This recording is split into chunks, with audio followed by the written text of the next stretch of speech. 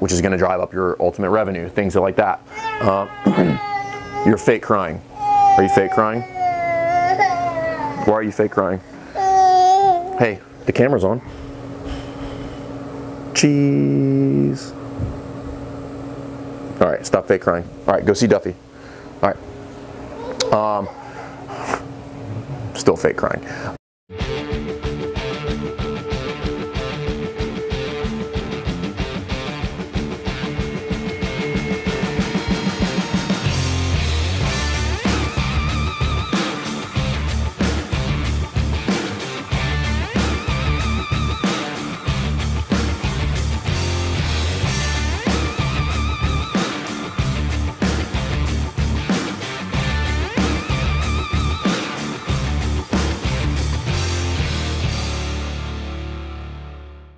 All right, guys, welcome back to Jerk Black Talk. I'm Jays Fernandez. We're here at CrossFit Rife and we're in the lobby. And so what we're going to discuss today is kind of how to get your members involved a little bit more in the gym. So one of the things we kind of went around and around about last year is this difference or this discussion about lead measures versus lag measures. So we'll talk about those real quick and then I'll tell you where that led us as a staff to something that we did, which I think has been pretty cool. By and large, most people are operating off of lag measures, meaning if you're a gym owner and you have whatever your member management system is, you're looking at sales, you're looking at new member intake, and or your fallout of how many members you have for your attrition rate. Those are all lag measures, meaning like they all happened in the past and they're not projections going forward. So in order to, the discussion we had is, what are the lead measures that we can try to track in order to try to drive the lag measures within the gym? So is there something that we can do and that we can quantify and we can track that will help drive those lag measures up? So retention, which is going to be, which is going to drive up your ultimate revenue, things like that. You're fake crying. Are you fake crying? Why are you fake crying? Hey, the camera's on. Cheese. All right, stop fake crying. All right, go see Duffy. All right. Still fake crying. So how do you develop those lead measures, or what are they, to get the lag measures to drive forward? So we went round and round on this because trying to find like a really good lead measure is actually really difficult, and you have to get a little bit outside of the box. The lead measure that we decided, because we were looking at all the stuff that's happened in the past and not what was going forward. So what we kind of came up with was that we wanted to track goals within the member space, right? So how do you do that? There's a really good book called The 4 Disciplines of Execution, and they talk about how to implement a lot of stuff. It's a little nerdy, a little dry, but it's a really good book. And in there, they talk about when you develop your lead measures, there's something very important, and that important thing is a scoreboard, right? So you have to be able to keep score, otherwise nobody cares.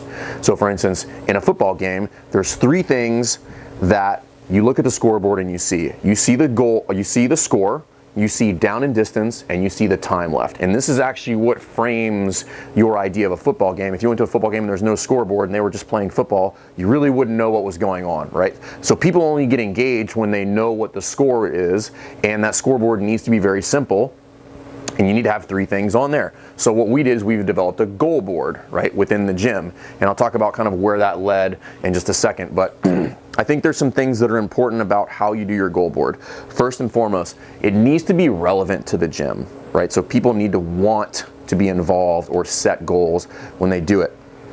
The other thing is placement within the gym. Wherever you put this board or this goal, it needs to be in a place that is has a lot of high traffic. All right, so people are passing by it every day. If you put it in like the back corner of your gym, nobody's gonna see it, they're not gonna participate, at which point it will be a failure, and that would be my fault as the gym owner. And then after that, you have to follow up on it and tell everybody what the results were of the goal board. So what we did, we set a goal board, and it's right in the main traffic area, which we're gonna walk by in just a second. Everybody has to walk by it every single day. Then we put parameters on the goal. So the first parameter is the goals are only 30 days. So we do it month to month. So if you cannot you're not allowed to put something on the goal board that can't be achieved in a 30-day period. So in getting this goal board set up, what we're also doing is setting people up to set SMART goals, so that they can actually achieve them, which will lead them to their, you know, big, hairy, audacious goals down the road. So that's the first thing. You got to have a scoreboard, then you got to frame it so that your timeline is appropriate. So we will actually go through and check people's goals, and I know that if Sally doesn't have a pull-up, then she doesn't need to put I want to muscle up this month on her goal board, and we'll make them change it. Okay, and then the last thing is we follow up on it. So what we did, we ran the goal board for we ran it for a couple months before we actually started like incentivizing it. And it got a little traction, but it got a lot more traction when we changed this, which was we essentially made a winner every month.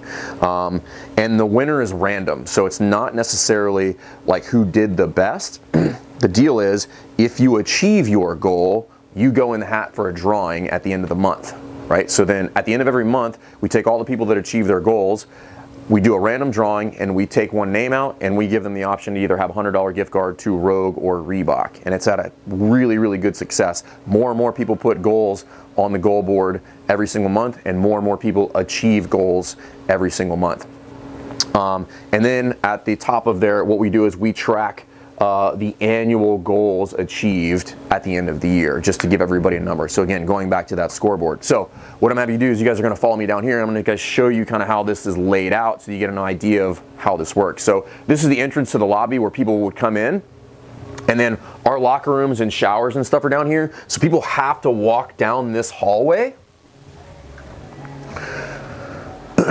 The water fountain's right there, so a lot of people spend a lot of time here. And this is not like a huge area, but if you guys look here, we did some just chalk paint on the goal board here, and then everybody just writes on this, and then we just paint it and reset it every single month. And if you look on the goals, so we have a couple people that want to do a national qualifier. That falls within the 30-day window because she has a meet coming up. There's other stuff on here, a 1-minute L hold, 15 hip and back extensions. So again, these shouldn't be like these super outrageous goals. The other thing is, don't make it so that they have to be gym goals, right? People should be setting goals that are not fitness related at all. Read a book, spend more time with my wife, whatever it is. It just has to be able to be met within a 30-day period and has to be quantifiable, right? So people walk by this every day, and maybe some people wouldn't have put a goal up there, but they saw that, you know, Chris wanted to do 1 muscle up and 10 double unders. They're like, well, maybe I should put one up there. And you know, and so we have weight loss goals, we have everything, right? So, but then what they do is they walk by this, they see it every day, they're reminded every day, and then we do the drawing at the end of the month, and we give away that gift card to the person who won the drawing, and it just reinforces the need to set really, really good goals in a timely fashion. So you broke it? All right, go put it in there. It just reinforces that setting SMART goals that are realistic, and then we're rewarding people for setting those goals. So if you follow me back out this way, this leads directly to the gym. So we come out here, and then everything is out here. So now you can see why we placed it there. And we had that kind of blank wall there. It was, I think it used to be like a coat hanger or something like that, and then we changed it and made it a goal board. So figure out some way to interact with your membership, and then figure out if you can try to kind of pinpoint whatever that lead measure is that will drive your lag measure. And I would tell you that having people set goals and setting them up for success to see the results that they're working for regularly is going to make your retention rates higher. So try it out, figure out how you want to run it, execute it, make sure you follow up on it.